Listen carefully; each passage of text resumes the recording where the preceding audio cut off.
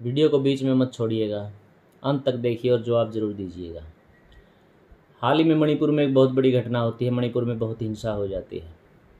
पूरा विपक्ष लामबंद है कि सरकार को संसद में जवाब देना चाहिए और बिना समय सीमा के सदन में मणिपुर के ऊपर चर्चा होनी चाहिए।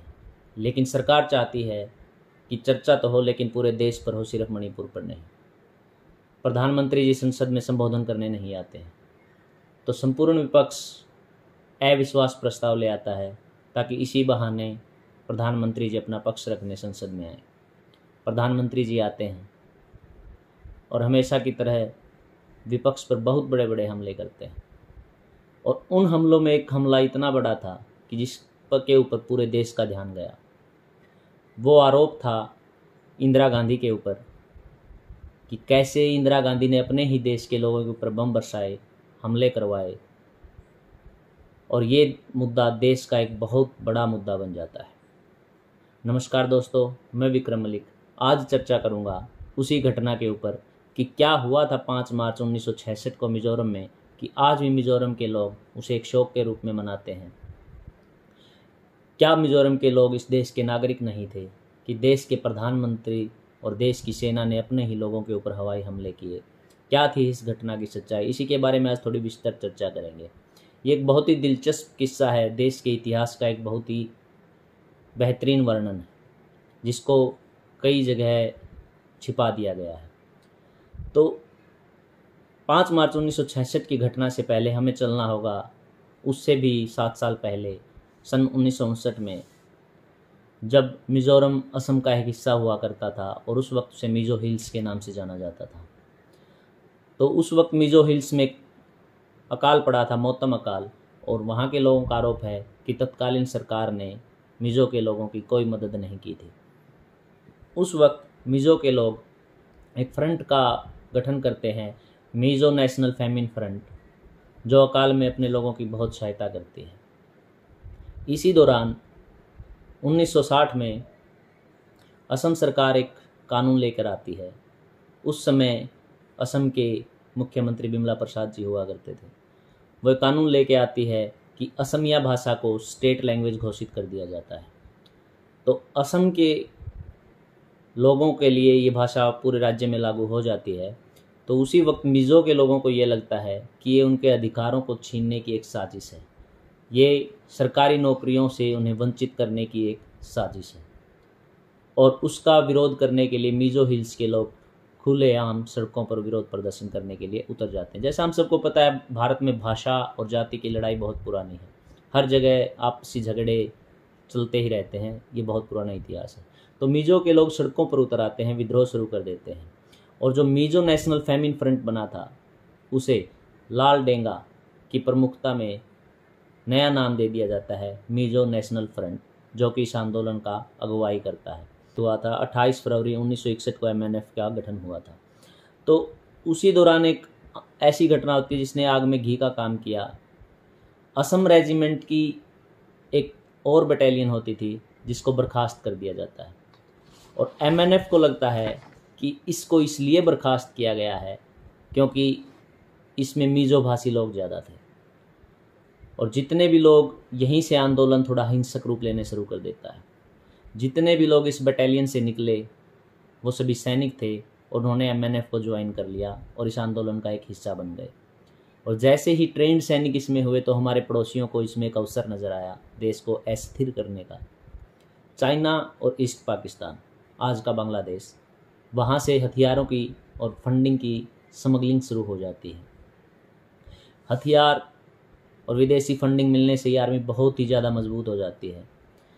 इस आर्मी की मजबूती को देखते हुए वहाँ पर भारतीय सुरक्षा बल और ज़्यादा शक्ति दिखाने लग जाते हैं और इस आर्मी को खदेड़ना शुरू कर देते हैं। तो ज़्यादातर आर्मी के लोग ईस्ट पाकिस्तान भाग जाते हैं। लाल डेंगा को गिरफ्तार कर लिया जाता है और उन पर राजद्रोह का मुकदमा चलाया जाता है। हालांकि वो बाद में इस मुकदमे से बरी हो गए थे। तो उस वक्त सबको लगा कि ज़्यादातर आर्मी अस्त व्यस्त हो गई है, MNF, लाल डेंगा गिरफ्तार हो गए तो शायद मामला शांत हो जाएगा।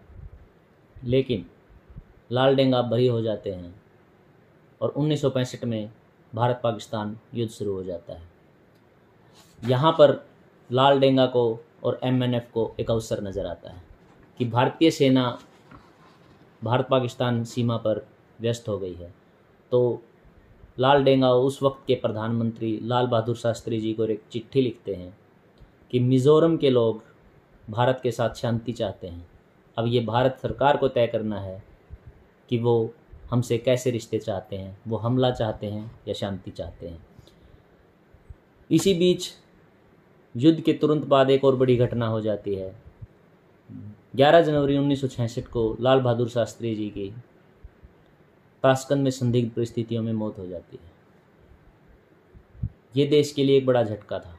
एक तरफ भारत पाकिस्तान युद्ध से हम अभी उभरे ही थे और दूसरी तरफ प्रधानमंत्री जी की मौत हो जाती है। तो इस सदमे से जैसे हम उभर रहे थे तो लाल डेंगा, MNF, चाइना और ईस्ट पाकिस्तान, इनको एक बहुत बड़ा अवसर नज़र आता है कि यही मौका है देश को पूरी तरह से अस्थिर करने का।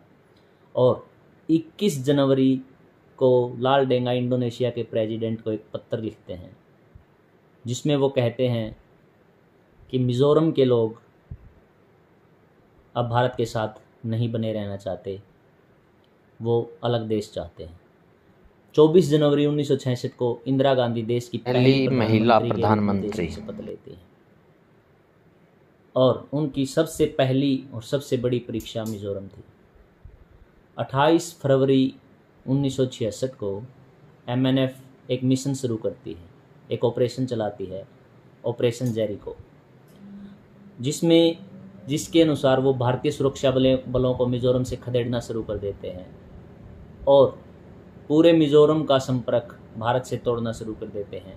टेलीफोन लाइंस काट देते हैं और सभी सीमाओं पर अपनी फौज तैनात कर देते हैं। जितने भी सरकारी दफ्तर थे उनमें घुस कर लूटपाट करते हैं और फिरौती करते हैं। और इसी क्रम में 1 मार्च 1966 को वो लोग मिज़ोरम को एक स्वतंत्र देश घोषित कर देते हैं, आज़ाद देश घोषित कर देते हैं। भारतीय सुरक्षा बल इतने बड़े हमले के लिए एकदम से तैयार नहीं थी। कहते हैं कि उस वक्त उन्होंने 76 भारतीय सैनिकों को कब्जे में भी ले लिया था।